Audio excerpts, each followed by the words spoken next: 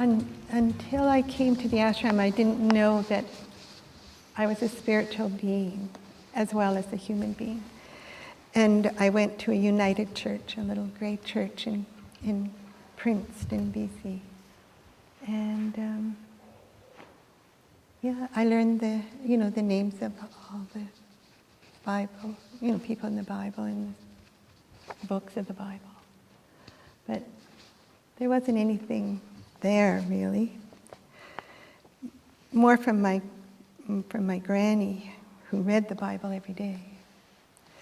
But so it was interesting just seeing how I came into it. So I'm starting at the beginning in 1977 in Lethbridge. Streaming droplets of light shower down on me like crystals, tiny shining bits like heaven's rain. The room becomes very bright. I feel bright, and it turns so silent. Little stars settle in us and around us, and I even breathe them in. I open my eyes a crack to see everyone concentrated and glowing. Closing my eyes, it is quiet beyond quietness, bright beyond brightness. Susan has just led our women's group in a standing meditation. I'm amazed at the immediacy. We invoke the light, and it fills us, making itself part of me, the whole space and everybody in it. The dark, dingy church basement is transformed. So this is yoga. Must be something extraordinary. Ashram, August 1977. I've been depressed, and my best friend, Susan, wants to share what has helped her. In May, she attended the 10 days of yoga at the ashram, and she already taught me the light and meditation we did at the women's group, as well as how to work with dreams and chant mantras to calm my mind. I especially like finding the messages in my dreams. Now we're on our way to the conference called Women and Spiritual Life, which seems right somehow. Still, I'm nervous. I'm excited, but also leery. Will it be weird, foreign, full of swamis? What are they, and what will they say? How will I fit in? Stepping out of the Volkswagen van onto the ashram ground, I smell something familiar, fresh, uplifting. I've been here before. That's the feeling I get from the smell. I don't know how to explain it, but I feel connected, and I know I will be safe here, and that everything will be fine. Surrounded by trees and greenness, I feel I'm back in the dream I had a few nights ago, back where we're driving to a hidden place, a familiar place behind the mountain and into a valley, a place that's hard to find and very far from everything else, especially my family and friends. A woman comes to meet us. She looks happy and is such a lovely person, so normal. Susan and I walk down the path a little to an A-frame overlooking the lake, beach, prayer room. When I open the door, again, a wonderful smell, familiar like something I remember.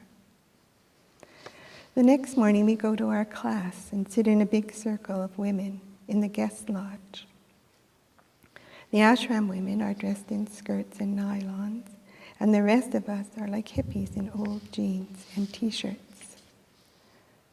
What is it to be a woman, they ask, and we write our own reflections. I explore wife, mother, daughter, sister, teacher. As a woman, I sometimes feel powerless, dismissible, invisible. I am responsible for nurturing, loving, consoling my children and husband. At work, I'm a doer and a problem solver.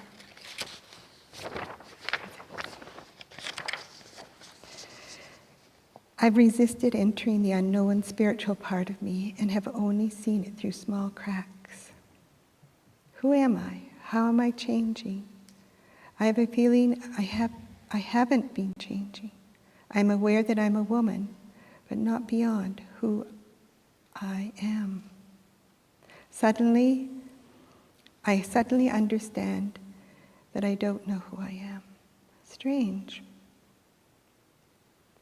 For 2 days we write, we read our responses and talk to each other. We do spiritual practice. Everything goes deep and directs me back to myself and to what I think. I have very powerful feelings. Sometimes I feel frightened or mistrustful at the start of an exercise, or I imagine something dramatic will happen and hit a barrier. That same dream that I had before coming keeps arising in my mind. The building we are in seems to be just like the long cedar building in my dream. And today we see a little cabin from my dream where Susan's husband, Russell, was standing on the porch and Susan was wading across the rushing stream. That stream is here too. How could I see something in a dream before I actually experienced it?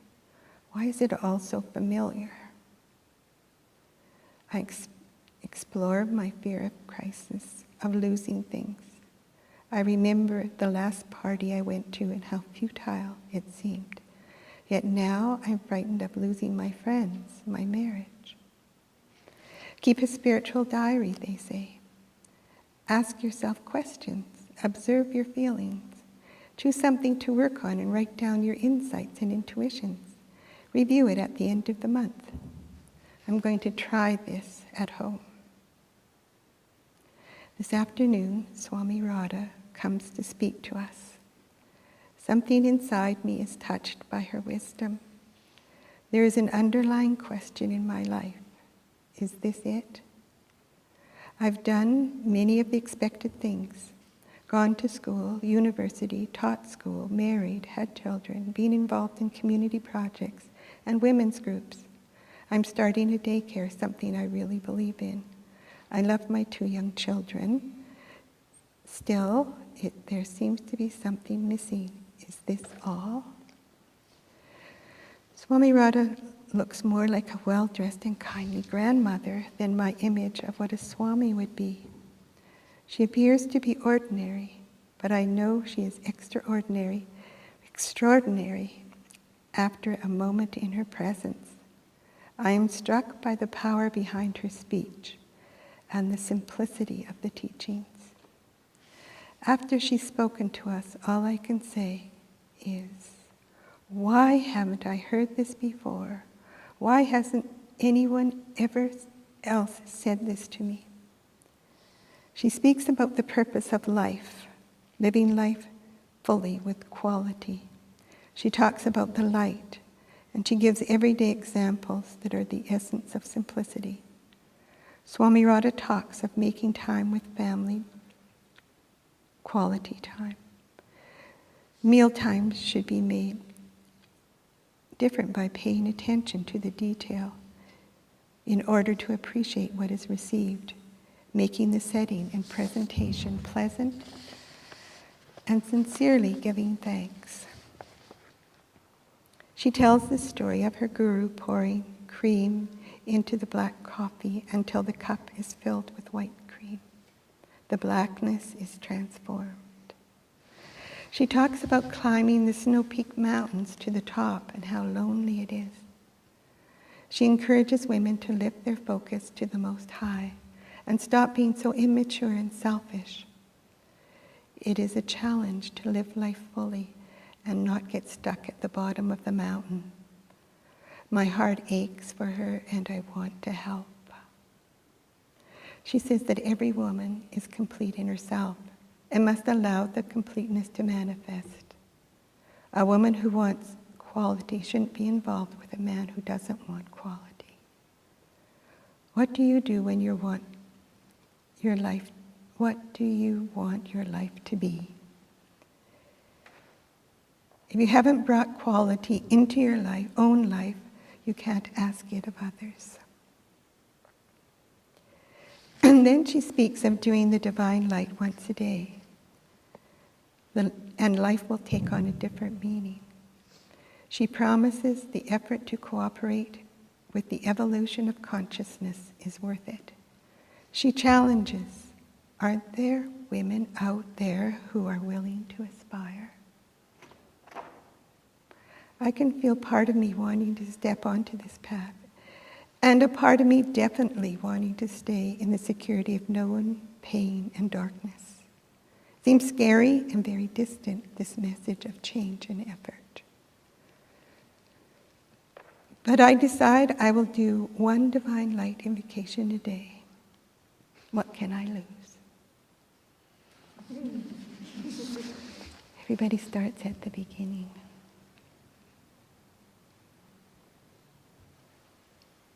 It's good to know that. And often I go back when I'm teaching to find out what it was like for me at the beginning.